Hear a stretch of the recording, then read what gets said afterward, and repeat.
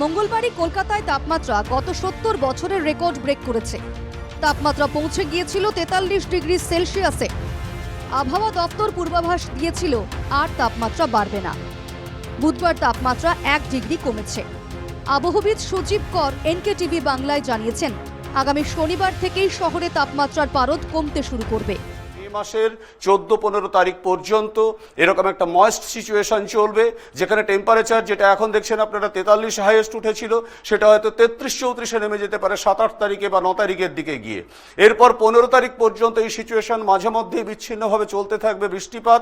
এই 15 তারিখের পরে টেম্পারেচার আবার বাড়লেও সেটা কখনোই 37-38 ডিগ্রি সেলসিয়াসকে আর ক্রস করতে পারবে না। অর্থাৎ এবছর যা ম্যাক্সিমাম টেম্পারেচার ওঠার, সেই টেম্পারেচারটা কিন্তু গেইন করে গেল। বুধবার কলকাতার তাপমাত্রা ৪২ ডিগ্রি। ৪ তারিখ পর্যন্ত গরম কমার সম্ভাবনা নেই। ৪ তারিখের পর বঙ্গোপসাগর থেকে জলীয় বাষ্প বঙ্গে প্রবেশ করবে।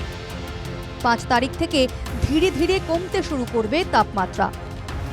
দক্ষিণবঙ্গে তাপপ্রবাহ শুরু হয়েছিল এপ্রিলের দ্বিতীয় সপ্তাহ থেকে। তবে কলকাতায় তাপপ্রবাহের পরিস্থিতি তৈরি হয় তার দিন কয়েক পরে, অর্থাৎ ১৯শে এপ্রিল থেকে।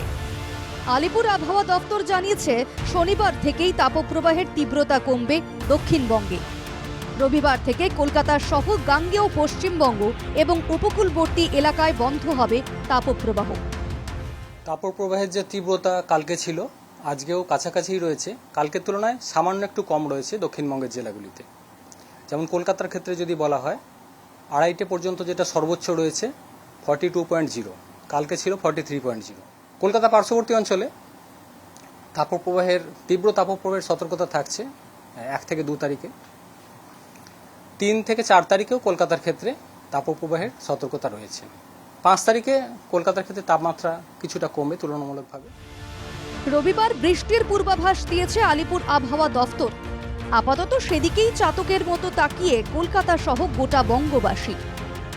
Bureau report, NKTV Bangla.